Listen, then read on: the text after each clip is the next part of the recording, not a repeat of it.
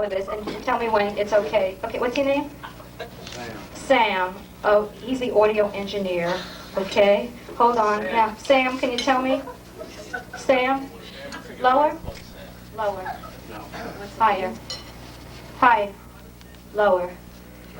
God, those words sound familiar to me. It's perfect. Okay, thank you. Give a hand to Sam. Yeah, okay, thank you. Sam doesn't want to be here. Sam, by the end of the evening, you're going to say, this menu, it's still wordy. By the time you finish reading this menu, the fish are headed back to Montauk. That's true. So, we've been doing this room now, just so you know, 9 months. And here you'll see some comics that you've seen on TV and some not that you will see. And we're all here to have a good time. And every week, and I'll do it later, we have a joke of the week. And we get people from the audience, or I'll go down to you, and especially to Sam, to see if Sam has a little joke. Everybody has a joke. Who said everybody's got 15 minutes in them? Sam's a comedian. Sam, I can... okay, all right. Sam, I will bet you your dinner at the end of the evening that you will say, maybe I have a joke, you know? Okay? You'll see. So, I have to tell you, anyway, so every week somebody does get up, and every week there's a winner, and I tell the joke of the last week, the person who told the best joke, and I just repeat it. And so if you get the urge at any moment, like in the back, Sam or anybody, no, it's really good for you because this is like a warm room. You can eat, have fun, right? Good time. And for the next month, if you've seen, we've removed the cover here. So it's really like the best deal in town. Have you been to comedy rooms? Do you go to Comic Strip or Catch? Okay, so you'll see here some of the comics I think are terrific. And I'm sorry, did you say something? Ashtray. I see friends here. I've been on jury duty all week. Jury duty, right? I have some. This is the most incredible. I mean, I have more material from jury duty than I have from the 3 years of comedy studying with 19 people in jury duty. And I was dismissed from every jury because I knew either the architect, the defendant, I knew the builder, because I dated practically everybody in the city. And one lawyer came running over to me, this lawyer, and my friend Janet is here, and a lawyer said, "You do comedy?" Now lawyers, we have 2 lawyers that I work with on the circuit that do stand-up comedy. And he said to me, "You do comedy?" He says, "I've always wanted to do comedy." I said, "I saw you in the jury room." He said, "You do comedy." I mean, so this is mostly. I'm not going to say who's from. You know that bit. If you go, where you're from, who cares? I mean, so I'm going to tell you. I'm from New York. I'm a native New Yorker, and I love New York. And but I'm disillusioned a little bit, but not enough to get out because of the crime. And I was robbed last week. This is true. They took my video recorder, tape recorder, and about 2,000 tapes of myself since I've been doing stand-up comedy. They're going to really suffer when they see my tapes. Believe me. And so right after I saw this robbery, it was like very horrible to me. Before I did, the first thing I called the police. The second thing I did was call for pizza. I was so upset. I was more upset when the pizza came before the police. That's true. The crime. I'm not afraid of the crime, I mean, but... yeah, I was worried about this Zodiac killer. Do you know that Zodiac killer this summer they never got? This guy, he's a Zodiac killer? No, Sam's not from New York. Sam's not. Sam, there's this, let me explain. Person, we all know who the Zodiac killer was, this guy. This guy ran around killing people. He would go over and say, "Hi, what's your sign? You're dead." This guy, and so he killed 2 people, and they think he's going to resurface, the Zodiac killer. And if he does, he's going to be looking for a Scorpio. I hope you're not a Scorpio, Sam. But my ex-husband was a Scorpio. 516-234. My mother's a Scorpio. My mother's a Scorpio, too. But the Scorpio, the Zodiac killer doesn't kill women. Only men. So, my mother, I tell a little about myself. I'm an only child. Spoiled. My mother always... Any only children here? No. Only children back then. Only child. My mother always gave me everything. I always got everything I wanted. And didn't want. For my last birthday, I'm a September Virgo, you know what she got for me? A burial plot in New Jersey. I said to him, why'd you get me a burial plot in New Jersey, Ma? She said, you always told me you wanted to live in the suburbs. It's true, I have a burial plot in Rochelle Park, New Jersey, plot B91. My mother, plot B93. Now, my mother's a little hard of hearing, you know, she's like 76. Hard. So I said to her, Ma, I'm plot B91, you're plot B93. Who's got B92? She said, bingo. No, she said, whoever you like. So, I'm here. I see, are you looking at my sweater? Yeah, you like my sweater? It's my lucky, this is my lucky sweater. I'm wearing it because tonight I'm starting my new career.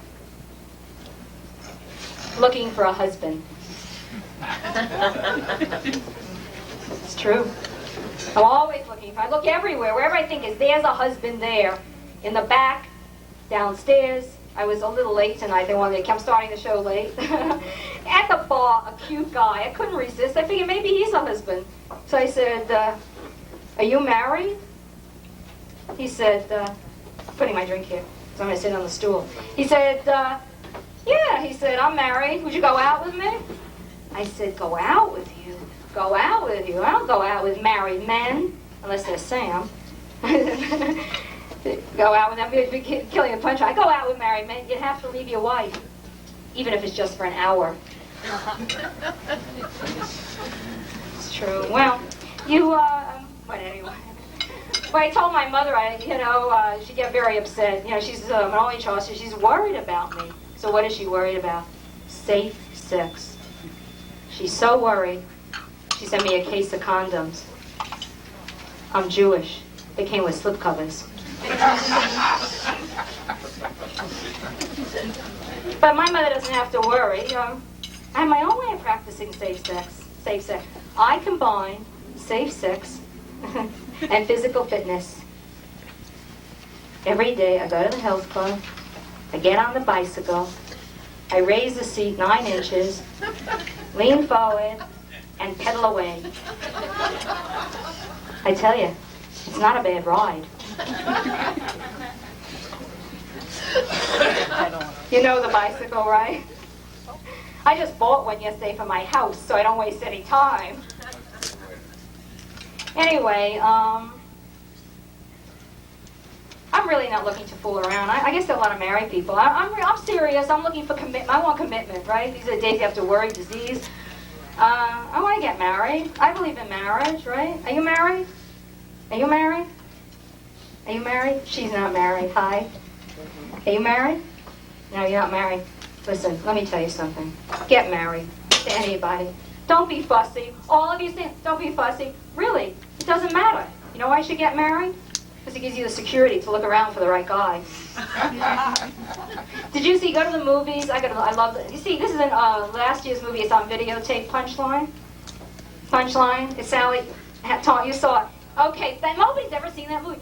Sally Fields, she plays a housewife trying to be a comedian. Another one, she's out there every night hoping some guy is going to say, oh, boy, she's going to make some great comedian, right? I'm a comedian. I'm out here every night hoping some guy's going to say, boy, she's going to make some great housewife. But not a housewife. Believe me, if you lived in my house, you would never want me to be a housewife. Never, Sam. I'm a disaster in the kitchen. Trust me. You know what I suffer from? FOF. Fear of frying. I don't know when to boil, broil, or bake. I just burn. You know I know my dinner is ready? When the smoke detector goes off. Before I got married, I wanted to show my husband I could do something in the kitchen, other than hyperventilate. So I had this friend, and she had the answer. She said, the answer for you is a wok. Did you ever cook in a wok? You all know a wok. It's easy, right? Meal in a minute. You stir fry. So I get this wok. I bring it home.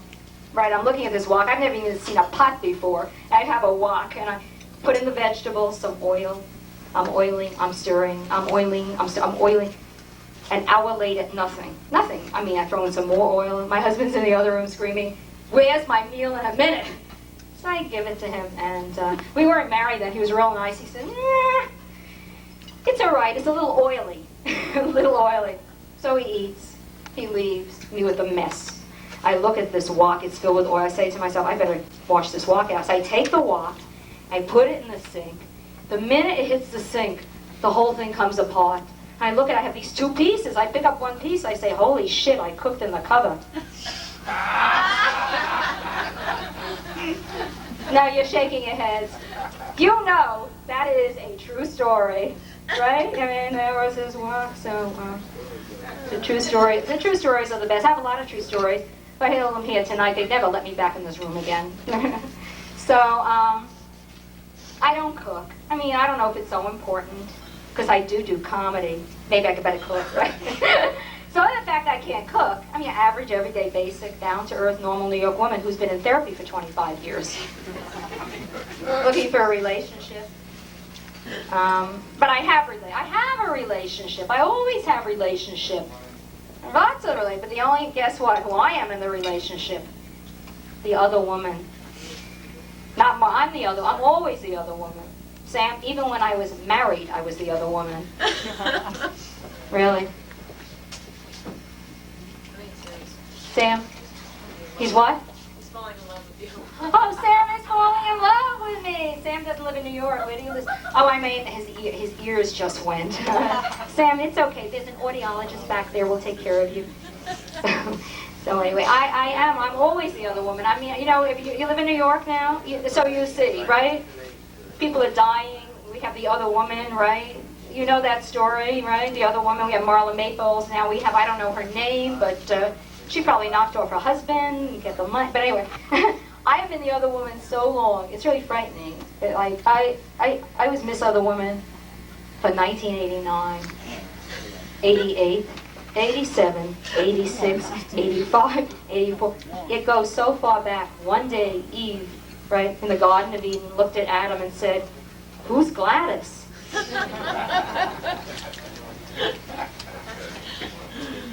No fun. So when you're the other woman, which I still am, what do you think I have? You know what I have? 2 losers. One's 35, one's 65. One's for sex, one's for Scrabble. Yeah, that 35-year-old, he has some big vocabulary. Anyway, no, it's true. During the summer, I took a house in the Hamptons. I said, okay, I'll take a house in the Hamptons, and I'll also take an ad in the personals column. Anyone ever take a personals ad? No one ever took a personal ad? No one. Oh God, oh my! Well, I did. I took this broad, put an ad in the personals column. It's true. New York Magazine, and in Penny Saver. Yeah, I used to date 2 losers. Now I'm dating 22. And it's amazing these days. I got to. You know how many letters I got, Sam? 98 letters. 12 from women, which I decided to keep in case I really got desperate. You want to know what kind of men answer personal ads? Nice men. Nice men in jail.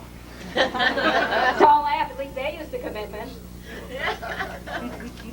I don't understand men. I'm not going to ask who's single, who's married, because the other comics will do that later on. But I don't understand. I read in the Times, I know you read the Times, men should be dying to get married. Every man should want to be in a relationship today, and they don't, right? Especially the study, I read it in the Times. You know who lives the longest? Men with wives. You read about that study? Men with wives live the longest. Congratulations, you're here forever. Yeah. And do you know what Bob Guccione said? You know who Bob Guccione is? Sex slave of the 90s? Really, Bob Guccione. He said what keeps men living long is coming. Coming. This must be true, because my stepfather, he just died. He was 94. 94. He loved sex. My mother always used to tell me, oh, he's always running after me for sex. Sex! Sex! I want sex! Give me sex! Sex! Sex! Can you imagine how long he would have lived if she slept with him?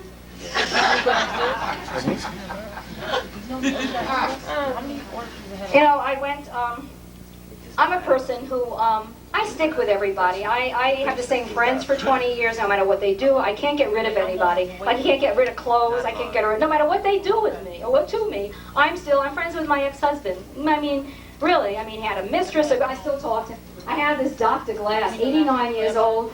I still go to him. I went to him. I had like a strep throat last week. I feel all these teeth. I said, I can't speak. I've got report fever, Dr. Glass. I have hiccups. He says, there's nothing wrong with you. I said, Dr. Glass, you're looking in my ear. Anyway, I have a new doctor, and I asked him to come tonight. He said, I hate the comics of today. I really do. He said, I like the old kind of comics. He says, I want you to tell me a dick joke. I said, a dick joke? I don't do dick jokes. So I went home and I wrote one. Okay, this is my dick joke for the evening before the show goes on.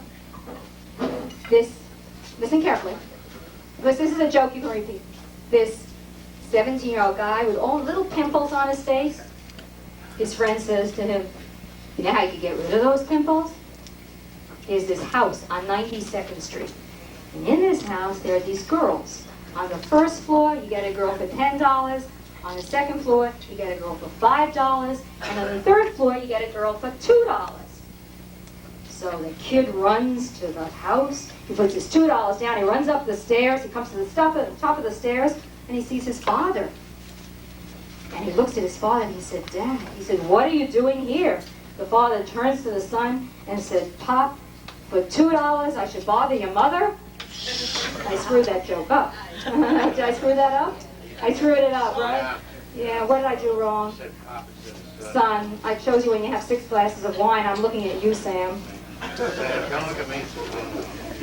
All right, so, okay, but we know who lives the longest. Married men live the longest. And I was in Florida, where I read the Miami Tribune. There's an article about this 95-year-old woman is on trial for killing her husband, who's 103. This is a true story. She comes before the judge, and the judge says, okay, tell the jury how you killed your husband.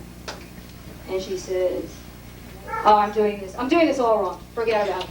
Thank you, Sam. Tell the jury why you killed your husband. She says, I found him in bed with a younger woman. He said, all right, tell the jury how you killed your husband. Okay? She said, I threw him out of the window. The judge says, oh, that's a very violent death. Why did you throw him out of the window?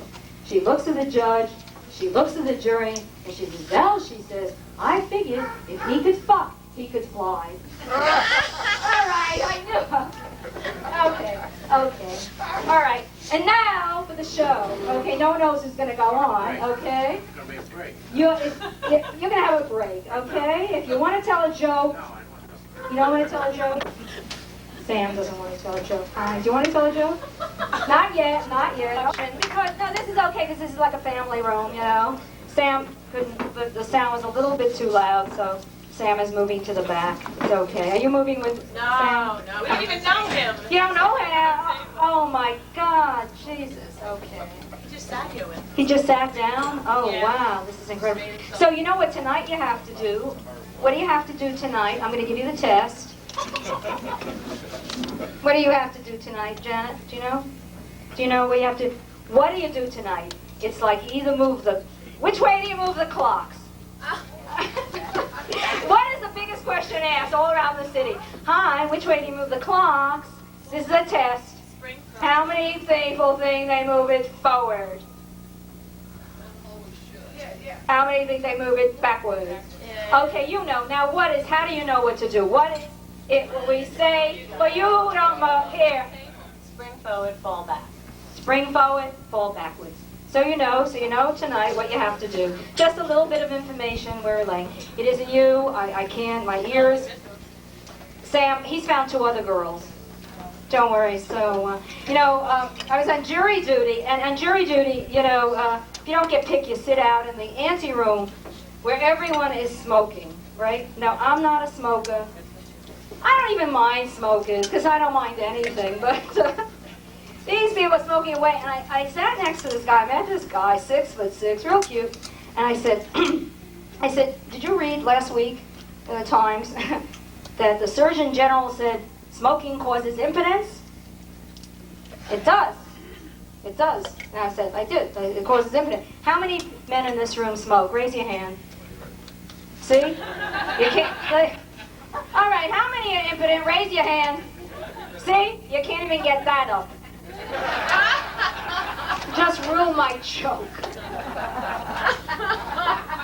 But this is going to date me, but my favorite commercial, before I did this, I was a writer. I've written a couple of commercials, a couple of soaps. I won't tell you about that because it doesn't matter. But my favorite commercial was this Camel commercial, right, on television. We don't see cigarette commercials on television anymore, but this was a great commercial, and this girl, she would come up right to the screen, hardly in any clothes, like scantily dressed, and the music was like this sexy music was going like, you know the music, if you've seen Gypsy, it goes bum bum bum bum bum bum bum bum bum bum bum bum. Thank you, goodbye. She lights up a cigarette, she puts it in her mouth, she goes she said, I've tried everything, but I prefer a Camel. That was the commercial. Okay, an ex-comedian, we know the difference between comedians and comedians, right?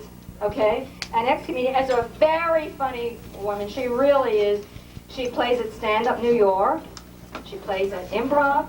And she was the runner-up. That means second, but that's a very good position because there were, I don't know how many comics into this merit comedy contest, but Michelle Ballin, who's here tonight, came in second. The runner-up, and very funny. Listen to Michelle Ballin.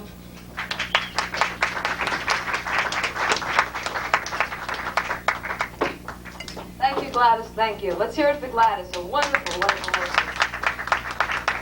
Hi, how's everybody doing? Yeah? I gotta tell you, though, it says open 24 hours, 7 days, including Sundays.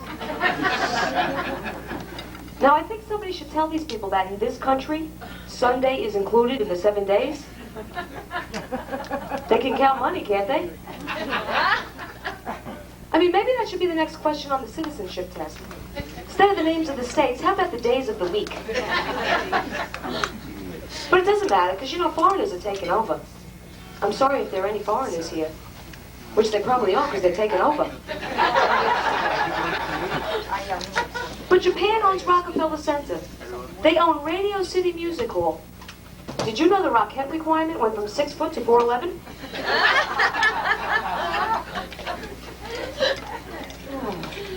I don't know if anybody can see it but my watch.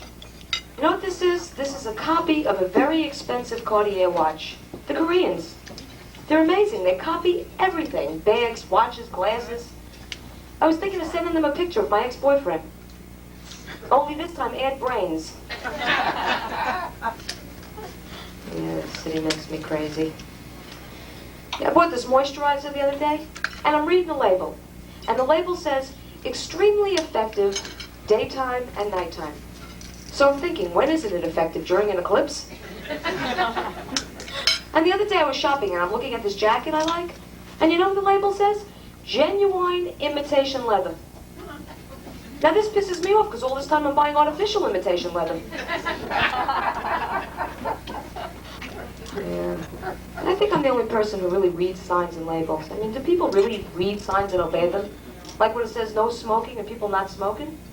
And no spitting, aren't they spitting all over the place? Then I want to know something. How do we know employees are washing their hands?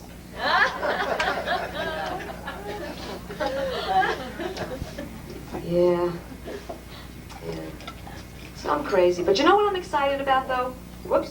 I'm excited about this microphone that just keeps moving. This is wonderful. Let's just pull this back up here. Boy, this reminds me of a recent evening I had. I had to just keep pulling to get it up. But, okay, come on. Now I know I am lonely a lot. But, okay, can we just kind of stay there a little bit? It's that garlic bread, I'll tell you. Wilts the mic. But anyway, you know what I'm excited about? They finally came out with fat-free cake. Isn't that fabulous? We have fat-free cake. Now, if only they could invent an exercise where we didn't have to move. Or a health club, as soon as you sign the contract, you lose 10 pounds. All my friends are telling me to exercise. Me, I'm so lazy, I would drive to my bathroom if I could. Yeah, but, you know, I decided to get with it, so I did join a gym, you know. I don't know about you, but if I'm going to be on a bike for 3.5 miles, I want to be somewhere else when I'm done. And the Stairmaster, where's the elevator? Elevators. I'm always in an elevator. You know, I grew up in elevators. But you know, I always do the same stupid thing when I go to an elevator. I go over and push the button. Now, there are 6 people standing there waiting for the elevator, and I go over and push the button. Oh, are they waiting for me? Gee, thank you, Michelle. Without you, we couldn't have gotten this elevator. And I hate elevators when I'm in a hurry. I hate them when I'm in a hurry. Because you stand there with your finger on the door close button, which doesn't do shit. What it should say is, vent your frustrations here. And as you stand there with your finger on this button, you see somebody approaching the elevator, right? And all you can think is, don't get in this fucking elevator. I want an express, not a local. But you know this woman. So that's when you have to pretend like you're going to hold the elevator for her. You know that old reflex trick when the door's closing?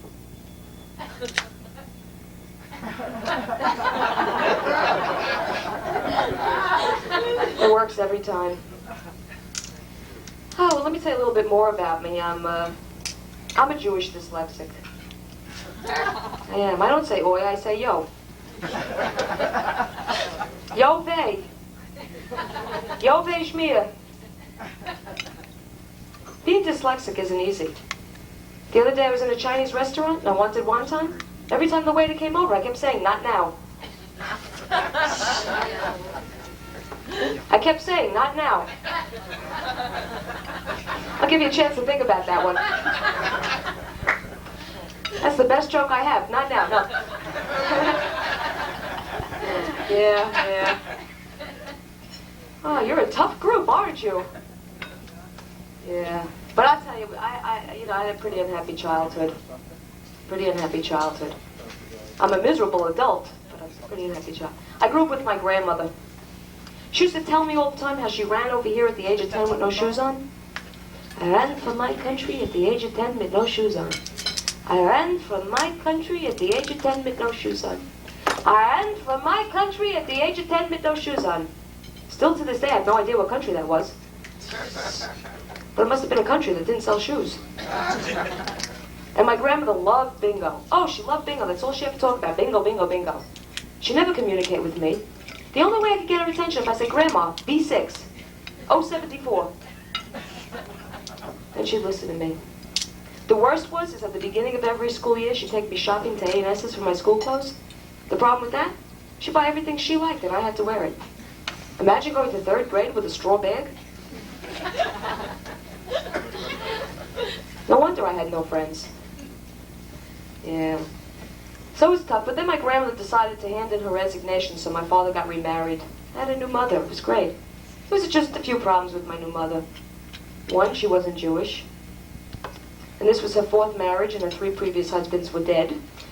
And she was an alcoholic and a schizophrenic. And my grandmother was very upset that she wasn't Jewish. Yeah. Boy, this woman really liked to drink. She really loved to drink. Her idea of breakfast was a glass of beer and a hard-boiled egg. But she used to tell us that all the nutrients and protein were in the beer. I guess the egg was a chaser. Yeah. So, you know, it was difficult for me. My self-esteem was low and all of that. So I wanted to go take a self-esteem workshop. But I didn't like the way my hair came out. Yeah. So, but I found ways to amuse myself. Yeah, I did. Drugs. Yeah, I would drink and do drugs. But you know, I always knew my limit when I drank. If the room started to spin or I threw up on somebody, I knew not to order another drink. And I'll tell you, all the drinks and drugs, they really screwed up my memory. So one day I stopped. I just forgot to take them.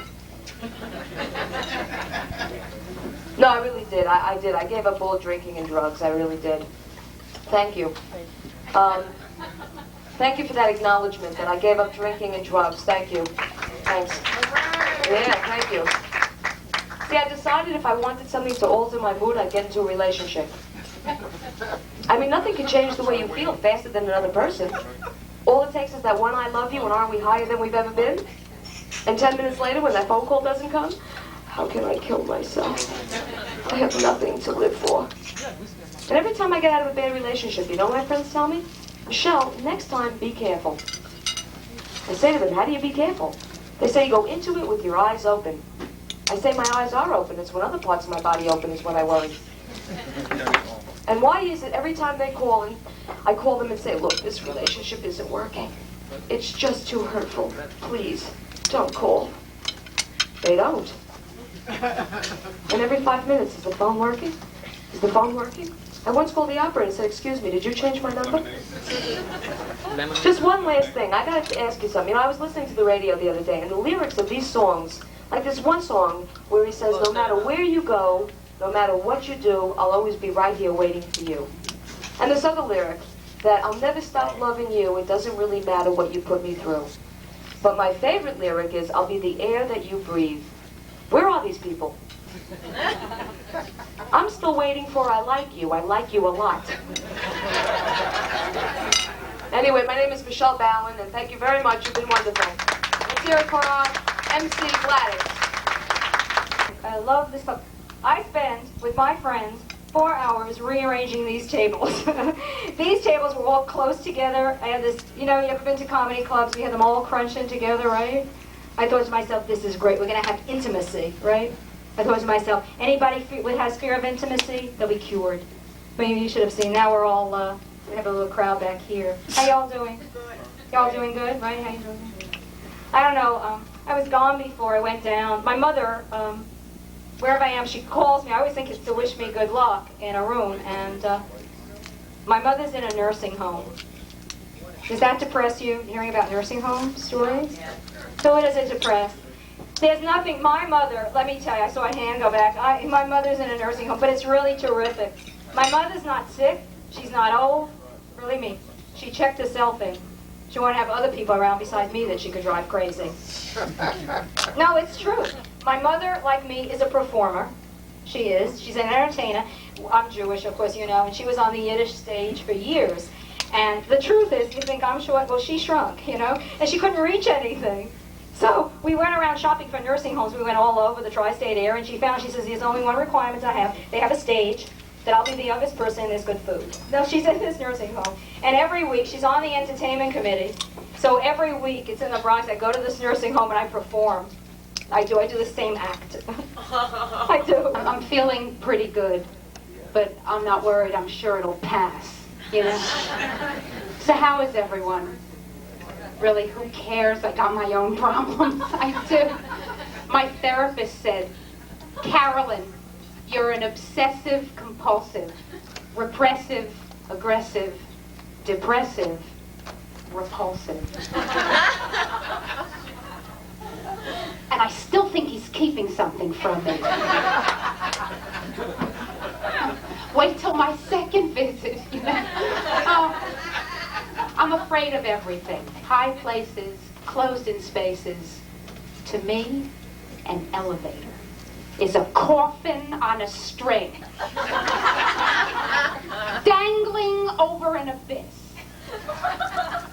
It's like a casket yo-yo.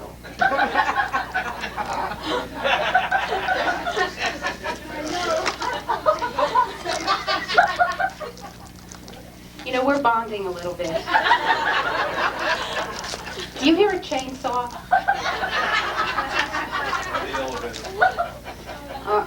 I feel like that too. Yeah. Did you leave your stove on? You know, because I think I left my stove on. You know, I checked it 9 times, but that was reckless. Because you can accidentally brush the knob and turn it on when you're trying to check to see if it's off. So it's the 10th time that counts.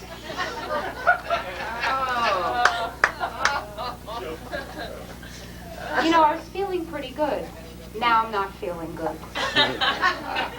See, in life, everything changes. It's a balance. Hot, cold, black, white, therapy. My mother wants the world to be a nice, safe place for her little girl. So only she can make me miserable.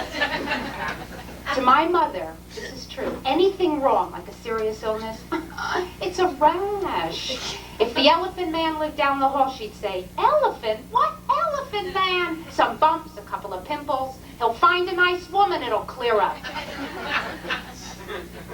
I grew up confused, I did. I just saw this fuzz come out of the lining of my jacket. They say it's polyester. How do I know it's not asbestos? And last week I bumped my head. I kept repeating my name to myself so I wouldn't lapse into a coma. Oh. And can I share something else? I think I'm breathing out too much. I could be causing global warming. You know, one sigh, there goes Antarctica, you know? See, I'm living proof you can be breastfed and still be insecure. My mother had me late in life. At her age, it wasn't exactly milk. It was more like yogurt. And I was exhausted. I kept shaking her to try to get the fruit to the top. And my younger brother, she had nothing left for him, so she had to take him to the supermarket, turn him loose in the dairy case, and make him hunt for food on his own.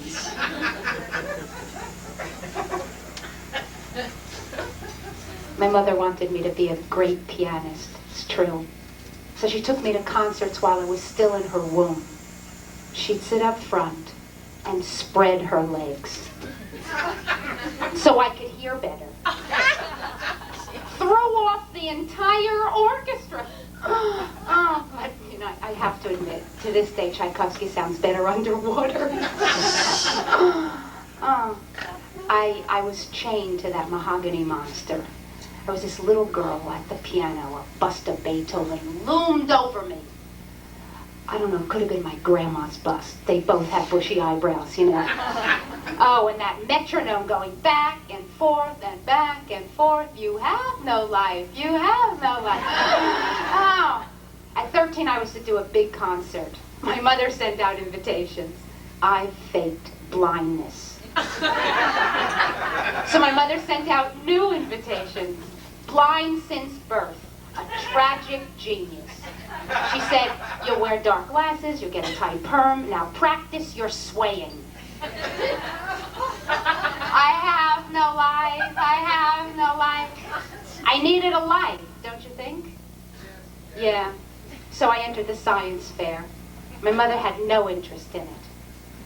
I was doing hormone experiments on my hamster, Sydney. Disaster. Sydney hanged himself on his exercise wheel. Could have been an identity crisis. His little suicide note was heartbreaking. My life is a sham. I can't go on a gerbil in a hamster's body.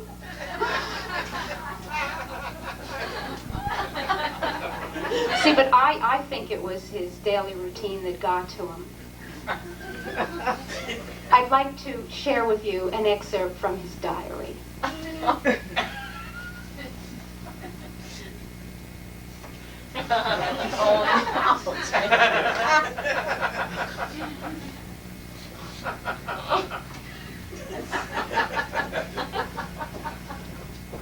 April 13th, 8 a.m. Wheel.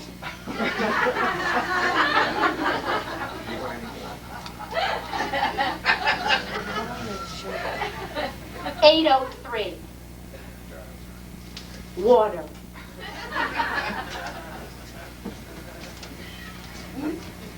8:05. Kick cedar chip out of left ear.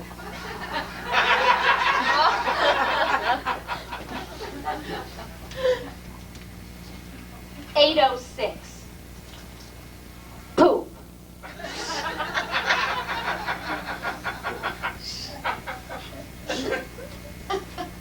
8:07. Smell poop.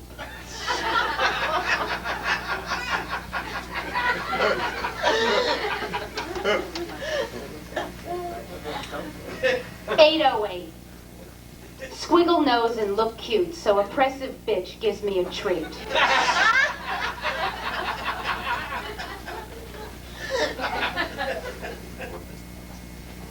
809. Wheel.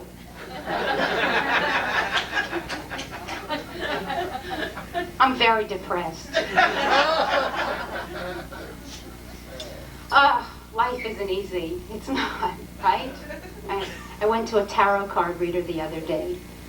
Aren't these people supposed to be spiritual? This woman wanted to trade me her sun and moon card for a Mickey Mantle and a Bucky Dent. You know, here I am, I want to know my destiny. Will I be happy? Will I be successful? She lays down the cards in front of me and says, "Goldfish?"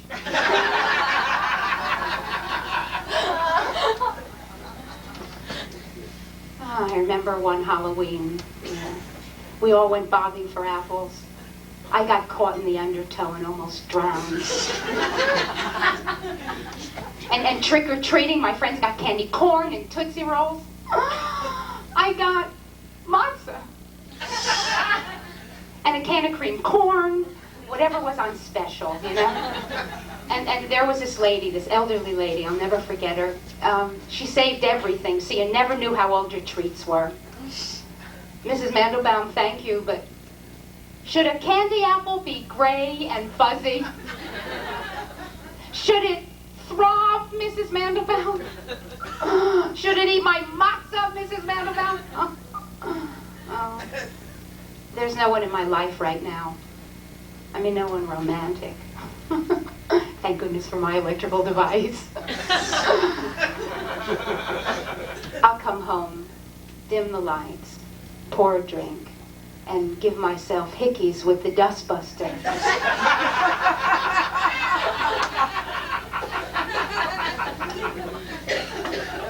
Yeah, I'm sorry, I don't mean to pick on you. I don't, but you have a really nice face. Yeah.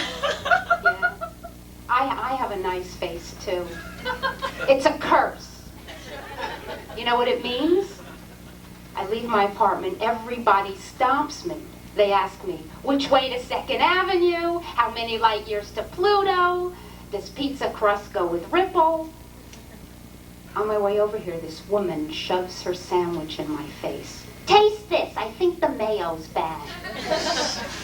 A few weeks ago, this bum stops me. Excuse me, not a bum, not a bum. A financially challenged person.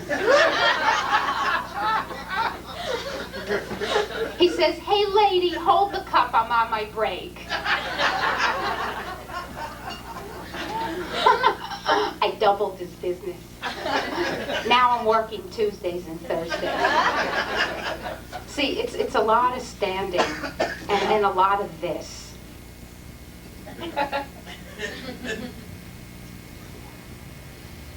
See, I really always wanted to be sophisticated, aloof, you know, unapproachable, like Nancy Reagan. Just once I'd like to see her at a street fair eating a cannoli and watch the cream squirt up her nose.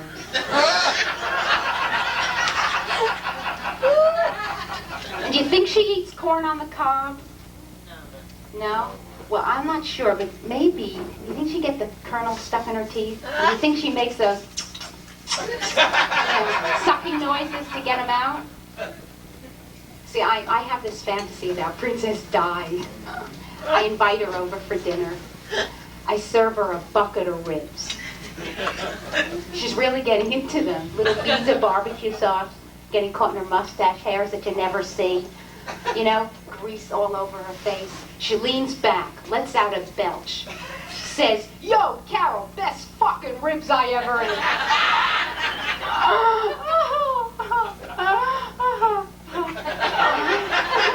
That's a fantasy. Oh. Does anyone know why pigeons, when they walk, go like this? You know? Because they're reincarnated jazz musicians. Oh. Why are there no Jews on soap operas? Do you know? Jewish characters? Does anyone wonder about this? Because I do. See, I was in the house a couple of days ago with the television on a soap, in the living room, and I was in the kitchen. And I hear the name, Harry Sternfeld. I rushed to the TV, my breast swelling with Jewish pride. I could almost hear the sandaled feet of Moses running alongside. And who was Harry Sternfeld? A dead body being exhumed. He died off camera as he lived off camera. See, does anyone watch General Hospital? No? Yeah, well, that's good enough. What better place to find Jews than in a hospital? This is true. Right? No. Well, there was one being paged. Dr. Birnbaum to surgery. Dr. Birnbaum. Dr. Birnbaum, take the back steps. God forbid we should see you on camera. And who's this in the ward? A woman in a coma. Doesn't move, doesn't speak. Why, it's Sadie Shapiro. I haven't seen Sadie since she didn't move or speak on The Young and the Restless. I think we're all ready now. I'd like to discuss contamination. I was on the bus, and there's this woman sitting across from me. Her hand is like this. And I'm thinking, oh my God, how sad. Her fist is stuck to her face. That's why she's in the handicap seat. No. This woman's finger is exploring her nasal cavity, room by room. It was nauseating. It was disgusting. I watched for 15 minutes. She pulls out something straight from aliens. She rolls it in her right hand, then she passes it to her left. You've seen this. You might even done this. Back and forth, back and forth. Then she stops. It must have reached the right consistency. She flicks this thing in the air. And I didn't know where it was going to land. I really didn't. Then she pulls the bell cord and grabs the pole in front of her. I'm not touching that pole or that bell cord, right? She gets up. The bus lurches. She grabs the pole on the left side, my side. I'm doomed. I can't get off this bus. Now, I'm not proud of this. I'm not. But I yelled, fire. Everyone panics. The crowd pushes me off the bus. Guess what's sitting on my shoulder?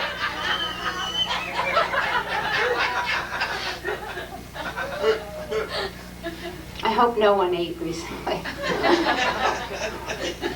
So I was always involved with my health, can you tell? When I was a little girl, I called myself Carolyn May, preschool paramedic. Dun, dun, dun, dun, dun, dun, cruising the playground on my tricycle ambulette, cranking my cat's tail. I got the idea from the Tom and Jerry cartoon. But you know what my specialty was? Artificial respiration. I practiced every day, alone. Do you know how hard it is to blow into your own mouth? But I needed cases, like Marcus Welby. So I waxed the slides. The kids shot off like bullets. Once there was this little girl, Sandra Braverman, Miss Perfect. She asked me to push her on the swings. I did. She was catapulted onto a fence. She looked like a Garfield doll in the back window of a car. Spread eagle, her favorite position later in life.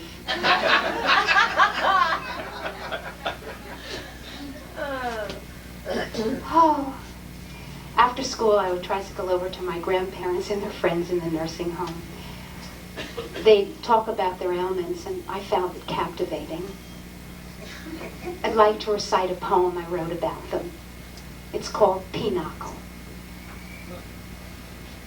Pinochle by Carolyn May. Oi, my leg.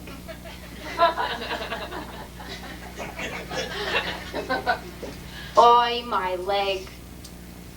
Oi. Oi, my leg. Now my arm. Where's Mo? We can't start the pinochle without Mo. Would you like to hear another? Schlemiel by Carolyn May. I am hungry. Did we have lunch? I think we had lunch. How did I eat? I don't have my teeth. Where's Mo? That Schlemiel ate his lunch with my teeth. Did you like blank verse? I have 63 more. No, don't worry. But I was close to my grandmother. I was. You know what she gave me for my sweet 16? You care? She gave me her monogrammed enema bag, which her mother had given her. The bag's an heirloom. It's been in and out of the family for generations. But it's a sad story. Somebody broke into my car and stole it. And I had a no enema bag sign in the window. But I know there's a thief out there that thinks he got an antique miniature bagpipe. See, because I get a lot of pleasure thinking of him with a nozzle in his mouth. Thank you. Good night.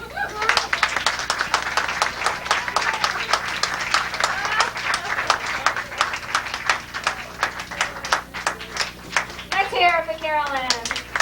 Carolyn. Thank you. Hi. Did you get your drinks from Sam? Hi. Hi. Did Sam get you drinks? He said, drinks for these girls. Did it? Yes, and all the other girls. Are there any other girls alone here? Hi, Sam. Sam, they're drinks. Yes, drinks for you. Hi. Okay, we're almost at the portion of the show. Not yet, but I want you to put your thinking caps on. You've seen comedians up here tonight, right? I'm sure there's somebody out there that's saying, God, I could do this. I have a joke, right? Somebody's thinking, and even if I don't, I mean, maybe I should get it. It'll be good for me. I mean, really, right? Right, Janet? Your husband back? I know you have a joke. I mean, really? Nice people back here. Really? Hi? Do you have a joke? Nothing? Hi. Somebody does. I do have somebody who comes every week just to get up here and tell a joke, and he pays me $50. It's true. But so just think, well, if you don't have to tell a joke, you could tell us something about yourself. It's like purge about your family. It's okay. 2-liners. I'm sure you have something, right? I have a lot of true stories. But where does comedy come from? The true stories, and that's what's funny. I'm sure all of you have gone to a wedding, a bar mitzvah, a bris, a confirmation, whatever, and told a story of some sort, and somebody said to you, oh, what a great story, you should tell it somewhere, right? Here's your opportunity, right? Okay, I'm going to give the opportunity to somebody who doesn't need an opportunity. He's a very funny guy. He just came here from Dangerfields. He does the comic strip, Catch a Rising Star. He fell in here tonight, and I'm going to introduce you, Lee Frank.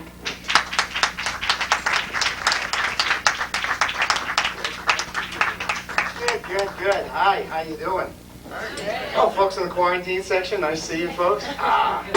Yes, my real name is Lee Frank. I think it's so phony the way some people change their name for showbiz reasons. I was watching last night, they had a piece on Entertainment Tonight on River Phoenix. You know this guy? Turns out he changed his name. His real name is Shit Creek. So you can see why he'd want to do that. What's going on over here? How you guys doing? A couple lovebirds in the back. They were holding hands, kissing before. Oh, you got to turn around and look. People back there. We love to watch people kiss, don't we? We love to watch people kiss. It's unbelievable. They're not kissing now, but we love to watch people kiss. Why? Why?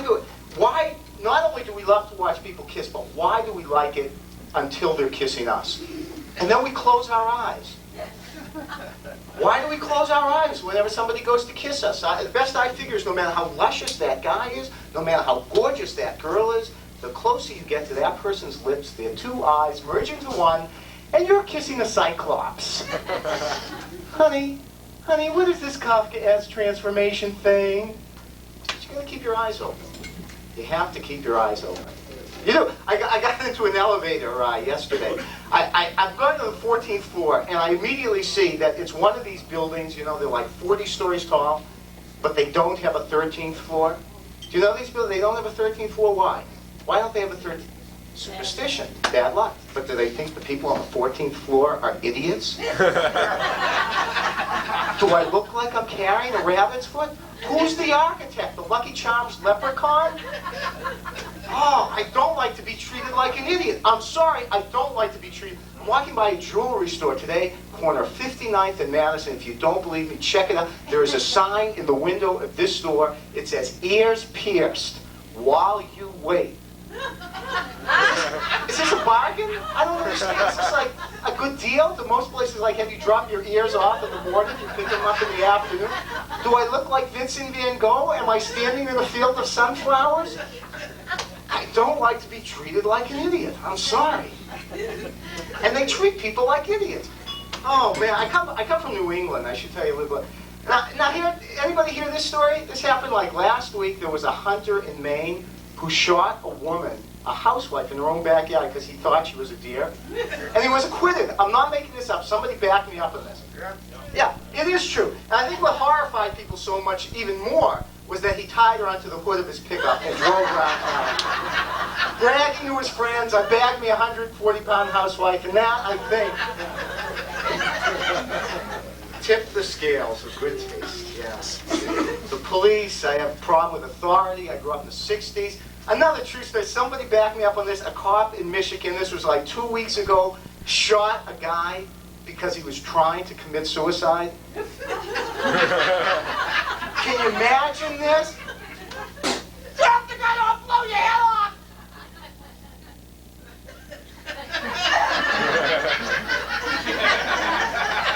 Officer, the guy is about to snap. In case you haven't noticed, he doesn't need the extra pressure. Suicide is against the law. I say we send the right message to these people. Give them the death penalty. Yeah! Oh, boy. I did this gig last night in Jersey. Unbelievable. I have a problem with authority. I'm cruising back from Jersey at leisurely 70 miles an hour. Okay, it's above the speed limit. A cop pulls me over. He just assumes that I've been drinking. I roll down my window there. He's in there lecturing me. Did you know 50% of all auto accidents are caused by drivers who've been drinking? 50%. I said, "Officer, it doesn't sound like the sober drivers are doing any better." Why is sounding so high and mighty over this thing? Oh, man. And I wised off to him. I know I shouldn't have, but I was angry at the guy. And I was going over the speed limit. I admit I was going. But the guy pulled out of nowhere to give me this. I was cruising on. Suddenly the guy is there. It's like I'm going down the bottom of a hill. He's hiding behind a row of trees.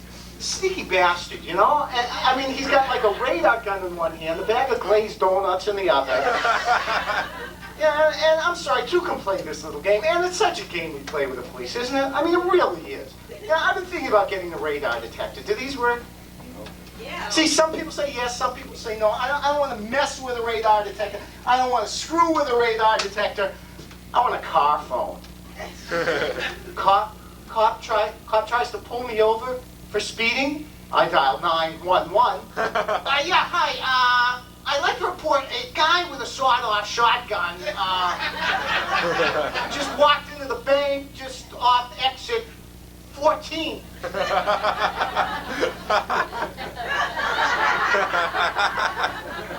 Folks, that's it for me. It's been nice talking to you.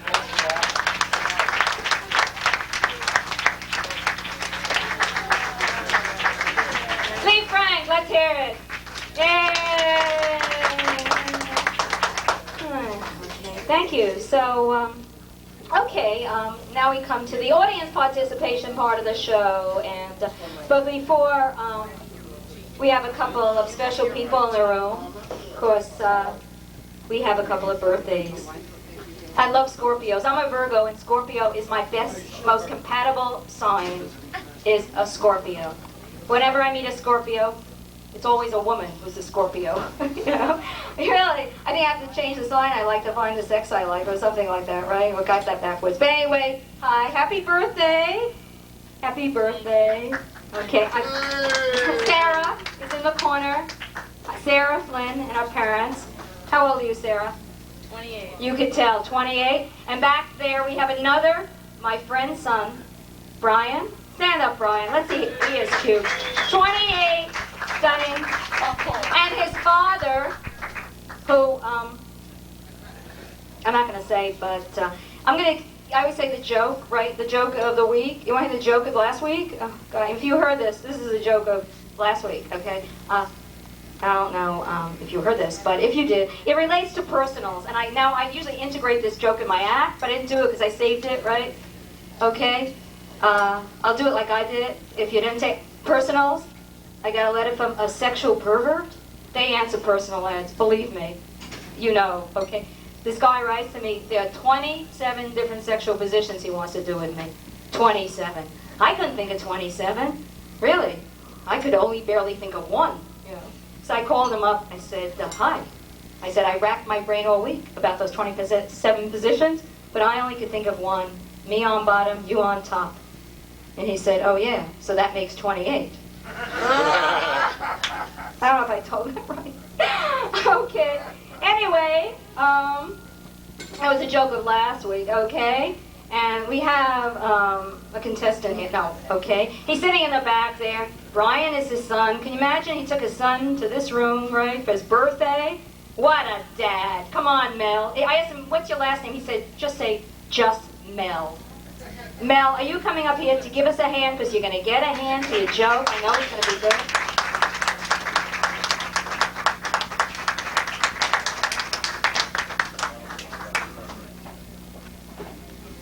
Thank you. Actually, I came up here last week and I was scared shitless. I'm not as scared now, and the only reason I came up here is because it's my son's birthday back there. And Gladys, you screwed it up for me because I was going to embarrass him, because if I can make an asshole of myself up here, I can make an asshole of him back there. Any married women here? Single and perfect. Okay. Are you in for some blue comedy here? All right. You want some dirty jokes? Is that it? Because that's all I know. Okay. See, why are these two fingers the best two fingers for a woman to masturbate with? Why? That's my son. You know why? Because they're mine. Actually, let me tell you a story. Gladys came up before and said the best comedy is comedy that comes out of being really true life. And I went into a Chinese restaurant takeout the other day, and I saw a really pretty Chinese lady behind the counter. So I asked her out. She said yes. That surprised me. We went out. We had a very nice time. And we got pretty intimate, and we're getting really hot and heavy. And I told her, hey, let's do some 69. She goes, what the hell you want beef and broccoli for right now?